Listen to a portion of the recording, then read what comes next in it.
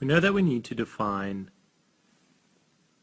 our structure in order to use it as a link in our list. So let's create our .h, and we protect it from multiple inclusion.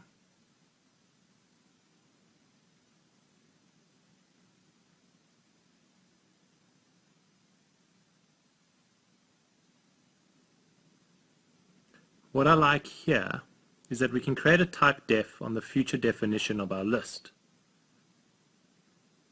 Thus, we can write struct s underscore list. Let's say it contains a char star str, and like I said, a pointer to a struct s underscore list next, star next. Thanks to my type def, I can write this here. Now, let's get to our function main. We'll need our list definition. So we include list.h,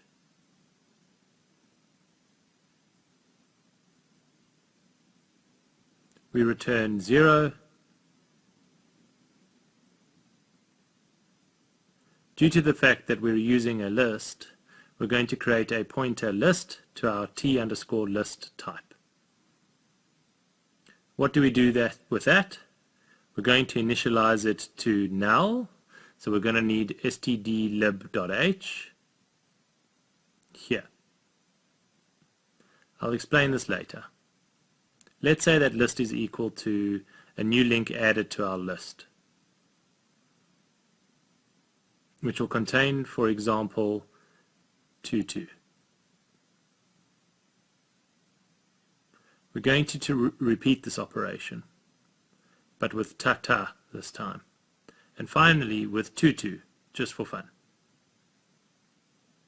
In order to test all of this, we're going to create a function print underscore list, which will simply display what's in our list. Don't forget to declare prototypes. So add underscore link returns t underscore list and takes our list and char star string as parameters to fill up our newly created links. And finally print underscore list, which takes a t underscore list star as parameter.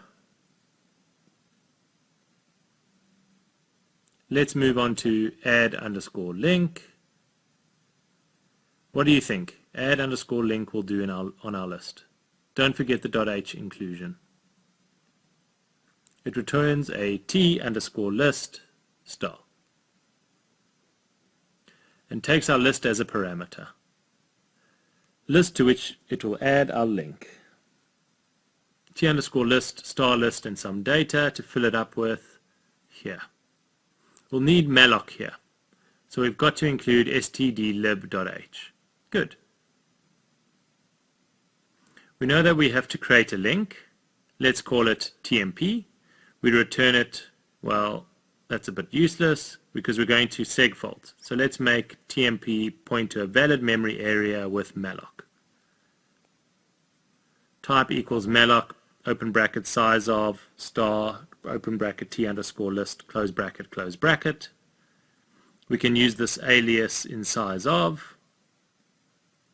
If TMP is not null, then malloc was successful. Therefore, we can manipulate our link and fill it up. Let's say the variable str, which is a pointer to char contained in our structure, is equal to the str passed as a parameter.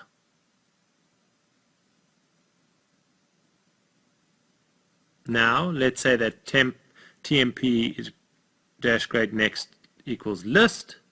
If TMP was null, we would return null, which would indicate an error. Good. What would happen? If I called this function for the first time, I'm going to create TMP and say that it contains 2, and that its dash greater next points to null, except that list is equal to null, so it points to null. The second time I return list. which this time is equal to our first TMP. I create a new TMP which contains tata. I say its points to list, its next points to list. List is equal to our first TMP, so it's the same thing. When we call for the third time, you know what I'm going to say. I fill up TMP with 22, and I say that its next points to list, which is now equal to our second TMP. Let's write print underscore list now, in order to check if everything works. I'll just need list.h. We don't return anything. I take a t underscore list star list as a parameter. So I want to display str, which is a char star. We're going to use ft underscore pustr bracket list dash greater than str. Not particularly difficult. I'll have to print the data from all of my links. So I'm going to need a while. But how will it stop? If I go back to my schema, the next is equal to the address of our second link in the list. So if I do list dash greater than next, in our third case, list is here, containing 22.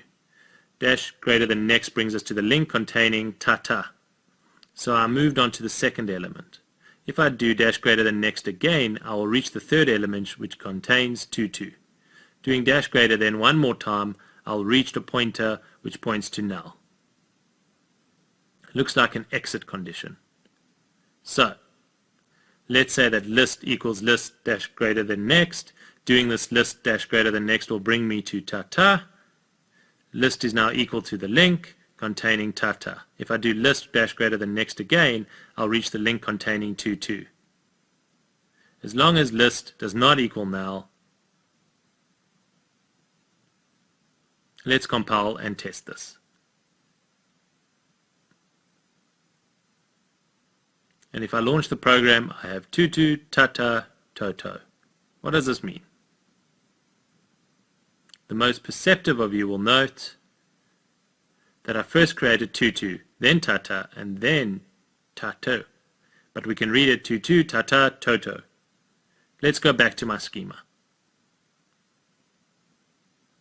We can notice that every time the head of my list is moved to the element I just created. Therefore, my list will be in reverse from the way I created it.